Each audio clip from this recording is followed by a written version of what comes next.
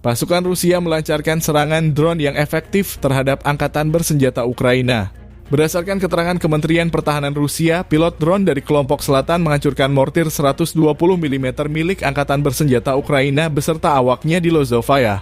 Serangan drone FPV menghantam ruang istirahat dan gudang amunisi angkatan bersenjata Ukraina di area pemukiman Shikovka, menyebabkan kerusakan parah.